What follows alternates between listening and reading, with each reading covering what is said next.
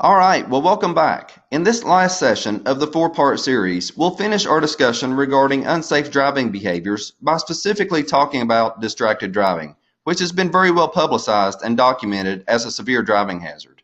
We'll then get into how to prevent backing accidents, which has been one of the most frequently reported liability claims to the Kentucky League of Cities Liability Insurance Program. We'll wrap up with a review of all the sessions and some food for thought type of questions.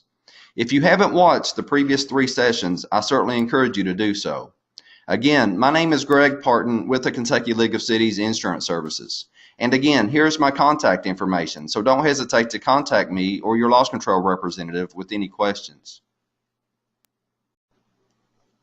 Anything that takes your attention away from the task at hand is a distraction. In this case, the task is driving. Ordinarily, every 2 miles, the average driver makes 400 observations, 40 decisions, and 1 mistake. The more we distract ourselves when we drive, the less observant we are and the more mistakes we make. Of course, this leads to a greater likelihood of having a crash. The photos in this slide are just a few examples of some things that distract you when you drive. And as I mentioned, anything that takes your attention away from driving is a distraction.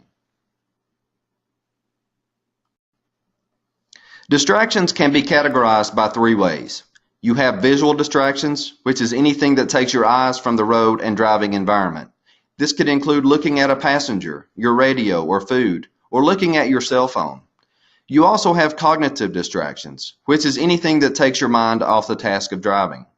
This could include having a bad day at work, having sick kids at home, financial concerns, thinking of items you need to pick up at the grocery store, or having a cell phone conversation. And lastly, you have manual distractions. These include anything that takes your hands off of the steering wheel. This includes radio controls, shifting gears, setting your GPS, adjusting the temperature controls in your car, and of course, operating a cell phone. This is what makes using a cell phone while driving so dangerous. They meet all 3 types of distractions, therefore your eyes are taken off of the road, your mind is not focused on driving, and at least one of your hands is taken off the steering wheel. This can lead to disastrous consequences. It probably took you a few seconds to figure out what this sign is saying, but as you can see, it's color-coded.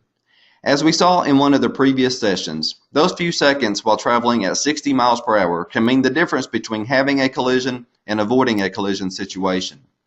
As the sign states, you are 4 times more likely to have an accident while using a mobile phone. Why? Because you don't realize the distance you travel while essentially being blindfolded if you are looking at your phone. At 60 miles per hour, you travel the distance of a football field in just over 3 seconds. How would you like to be blindfolded and someone asks you to drive your car the distance of a football field at 60 miles per hour? Well, guess what? You are doing just that every time you reach for that cell phone while driving. And you're not just blindfolded, but your mind is not on the task of driving and you're doing it with only one hand. I think you would agree this is not a safe situation. It's actually ludicrous. But we put ourselves in that situation when we use a cell phone while driving. It's not safe and certainly not fair to the innocent drivers that are sharing the road. Trust me, it can wait. Lock your phone in the glove compartment if you have to, or even in the trunk. Last year, there were over 58,000 vehicle accidents in Kentucky alone where driver distraction was noted as a factor. These crashes resulted in 15,000 injuries and 182 fatalities. These numbers account for 43% of the total crashes reported and 24% of the total fatal crashes occurring on Kentucky's roadways last year. This is according to the Kentucky Office of Highway Safety. I'm going to make this slide disappear in just a moment, so if you don't allow yourself to be distracted, you'll see the potential hazards in the image. More importantly, you'll be able to take appropriate action in response to what you see.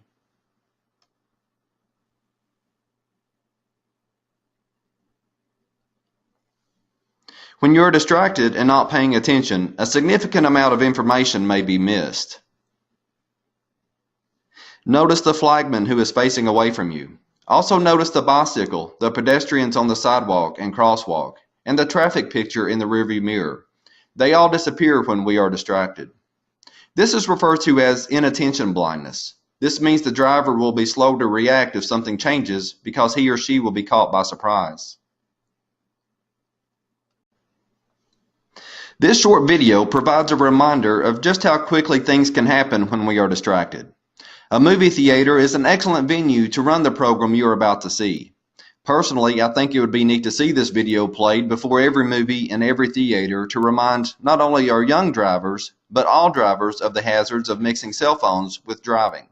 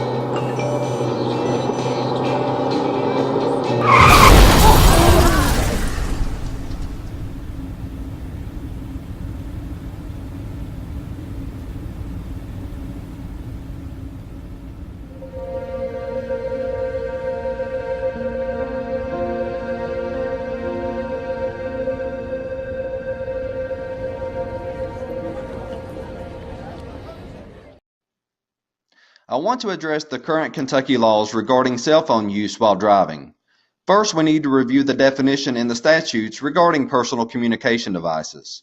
The KRS 189.292 statute defines personal communication devices as a device capable of two-way audio or text communication that emits an audible signal, vibrates, displays a message, or otherwise summons or delivers communication to the possessor, including but not limited to a paging device and a cellular telephone. Kentucky law KRS 189.292 prohibits writing, sending, or reading text-based communication using a personal communication device to manually communicate with any person using text-based communication while operating a motor vehicle.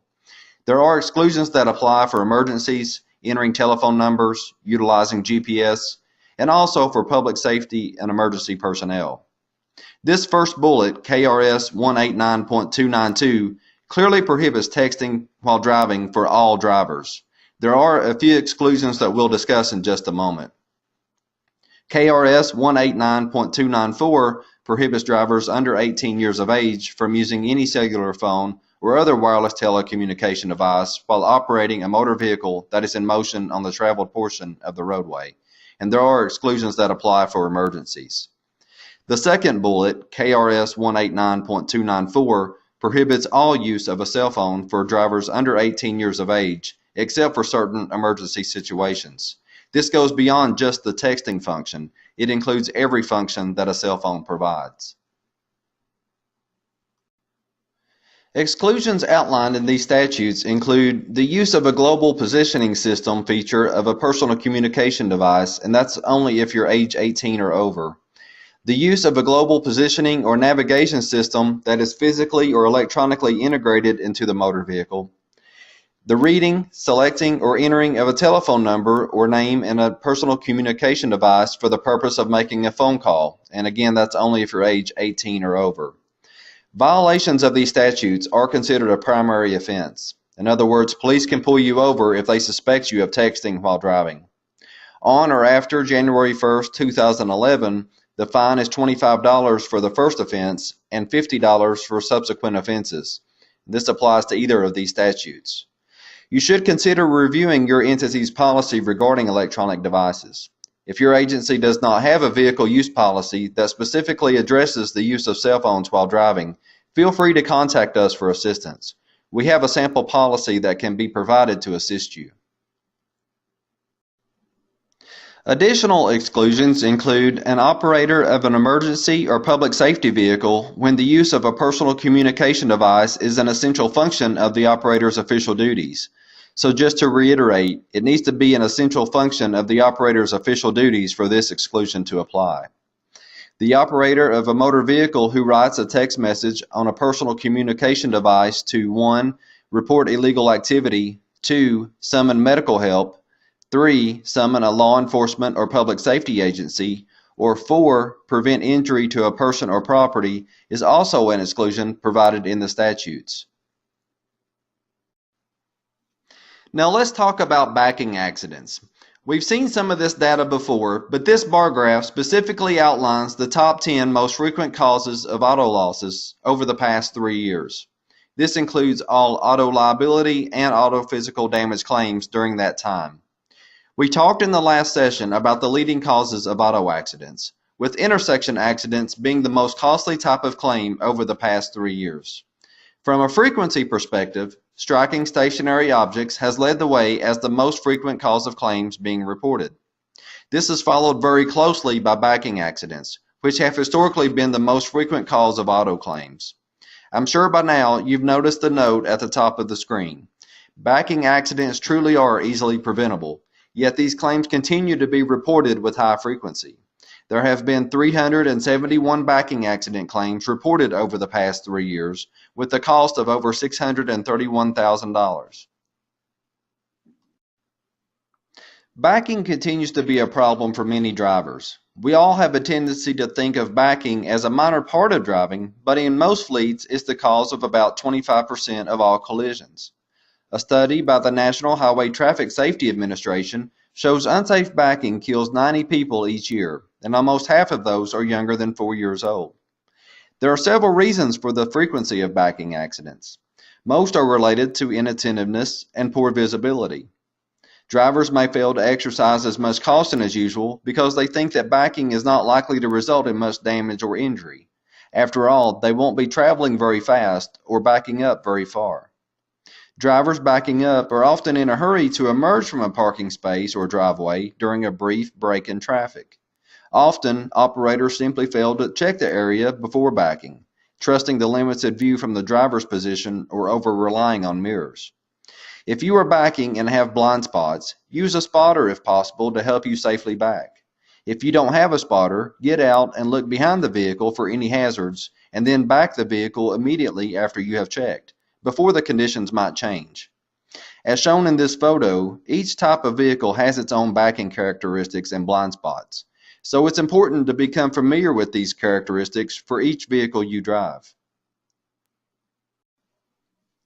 Good drivers develop habits that let them prevent backing accidents. Here are some guidelines that should become habits for you.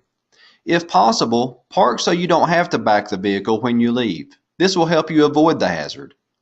When you have to put your vehicle in reverse, try to back to the driver's side and you will have a smaller blind spot. It's important to back slowly, even during an emergency. If you have a backing accident, it will only delay your response time. Get to know your vehicle's blind spots and check them. Mirrors don't give you the whole picture. Do a walk around. Inspect all around your vehicle to check for pedestrians, especially children. You need to accurately gauge your clearance between other vehicles or objects.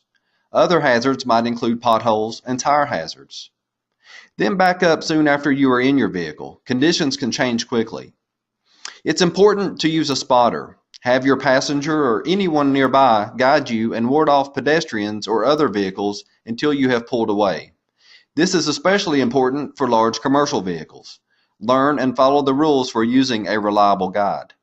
Double check all of your mirrors before you put your vehicle in reverse. Be extra cautious in inclement weather as small children can slip and fall on ice and snow, becoming lodged underneath a vehicle's tire. Never back a vehicle when the rear window or mirrors are covered with frost, snow, or other substances that can keep you from visually clearing your path. Also, you can look out your window and see the area you are backing into. Backup cameras can help a lot. However, even vehicles with backup cameras and sonar still have areas that may not sense objects and small children.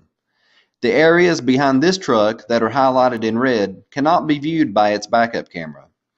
We should not completely trust these technologies to keep our vehicles, objects, and others safe when we back up. They're just another tool in our toolbox. Also, every backup camera is a little different. You'll find that objects seen in the camera are closer than they appear.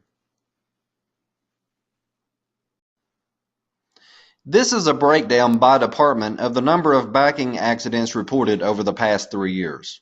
As we discussed, backing accidents often occur because we are in a hurry as we leave from a parking space. Public Works departments have reported the most claims and also have the highest severity with a cost of over $214,000. Often, Public Works departments have larger vehicles and should always rely on a spotter when backing. The same is true for fire departments. We often see claims where a fire truck gets backed into the fire station when trying to back into a bay area. Police departments have also reported a significant number of claims involving backing. Actually, police has ranked second by frequency of reported claims, just behind Public Works.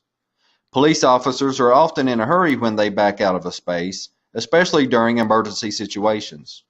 We strongly encourage parking all vehicles in a way such that you don't have to back out of a space, essentially avoiding the exposure. Either pull through the space or back into the parking space initially. If you think about it, it's easier to back your vehicle into a parking space initially as opposed to trying to back out as you leave, because you have to avoid vehicles passing behind you and consider other changing variables. I hope the information presented in these modules has been resourceful for you. As I mentioned in the beginning, this information goes beyond the basic mechanics of driving and mastery of the rules of the road. We recommend that you complement this training with commentary driving training. Commentary driving is a method for developing good defensive driving habits. The driver verbally identifies hazardous conditions and orates the steps taken to address the hazards. The instructor will inform the driver of any unmentioned hazards and correct poor driving behaviors in real time. There are many resources available online to create your own commentary driving program. You can standardize the method by using a questionnaire for each driver. You may also consider hiring an instructor for your agency or department. And you can also contact us for sample commentary driving tools and formats. Now let's review what we've discussed in the 4 modules of this presentation. Driving is the leading cause of occupational fatalities, with 40% of all workplace fatalities being transportation-related, according to the U.S. Department of Labor Bureau of Labor Statistics. This statistic has remained the same for their last 2 annual reports. You may also remember that 54% of all liability claims received by the Kentucky League of Cities Insurance Services over the past 3 years have been auto-related claims. To reduce our risk of becoming one of these statistics, we must implement defensive driving techniques into our driving behaviors. This includes maintaining our vehicles in a safe condition and being familiar with every vehicle we operate. Every vehicle has its own handling and braking characteristics, and every vehicle has its own blind spots. The National Highway Traffic Safety Administration showed that 18% of collisions are sideswipe collisions involving vehicles in the process of changing lanes and crashing into a vehicle that the driver didn't see. We need to take precautionary steps, including properly adjusting our mirrors to prevent these accidents. We also discussed various unsafe human behaviors in the 2nd module, including how drugs and alcohol, fatigue, and aggressive driving can influence our driving abilities. Speeding is the #1 unsafe driving behavior. We discussed how that speeding really doesn't save you much time and can significantly increase your total stopping distance in those unfortunate situations where you are trying to avoid a collision. Speeding also increases the risk of fatalities should you not be able to avoid the collision. We also discussed the importance of maintaining a safe following distance at all times and how to use the 3-second rule. Intersection accidents have been the most costly cause of claim for the Kentucky League of Cities Insurance Services, with over $3.1 million in incurred costs over the past 3 years. We discussed the technique of delayed acceleration and staying on ready alert in areas of high traffic and congestion to prevent these accidents. Striking a stationary object was the most frequent type of auto claim reported, followed closely by backing accidents. Backing accidents have historically been the leading cause of auto-related claims, and as we discussed, they are the most preventable. Staying focused on driving and avoiding all distractions is the very premise of defensive driving. Distractions can generally be categorized as visual, cognitive, or manual distractions. The use of cellular telephones while driving meets all of these types of distraction, which is why their use while driving is so dangerous. This information has been presented with two goals in mind. First, to give you some information which could improve your driving skills and therefore reduce the possibility that you are involved in an accident and possibly injured. Second, to give some benchmarks by which you can grade your own driving habits. Some of you will implement most of this information, others will only implement fractions. Some will make some changes and then revert to the same driving habits as before. I only ask that you try these recommendations. Implement them for a month to overcome bad habits and form new habits. Here are a few questions for your consideration. Each person will have their own opinions and responses to these questions because each of you know your own strengths and weaknesses when it comes to driving. And no one knows what motivates you the most better than your own self. Question 1. If I were honest, my what determines how I drive. Is it your attitude? Do you have a short fuse or are you calm? Do you have an awareness of risk? Or is it your demeanor? Are you patient or are you impatient? Are you anxious or are you relaxed? Or is it your training that determines how you drive? Or is it your concern for your safety and the safety of others? Well, you may feel that one or two of these answers determines how you drive over the others. Or you may feel that all of these are determining factors. It may be a situation where answer B is the best answer today, whereas answer A may be the best answer tomorrow. You know yourself better than anyone, so each of you will have your own response. Question 2. The last time I can remember changing my driving behavior was when? Was it following a previous training? Or was it after being disciplined or hearing of a disciplinary policy? Perhaps it was when you realized that your driving was irresponsible. Or was it after an accident which injured yourself or someone else? Or have you never changed your driving behavior? Typically, there is some event that will cause us to change our behavior. It could be that you had a near-miss incident that caused you to change your driving behavior. When these events occur, they will definitely cause you to rethink your driving habits. I just hope no one answered E to this question. We can always make improvements to anything that we do. Question 3. This defensive driving training has made me aware that I'm guilty of what? Has it made you aware that you are guilty of speeding or not giving vehicles around you more room than you feel that they deserve? Or has it made you aware that you are guilty of taking your eyes off of the road for distractions? Or not taking the time to look before backing, getting a spotter, or backing into a parking space? Or letting emotions dictate how you drive? I hope this training has increased your awareness in at least some aspect as it relates to your own driving habits.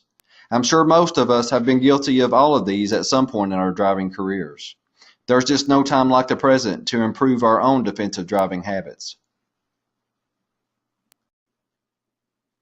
Question 4. This is the last question.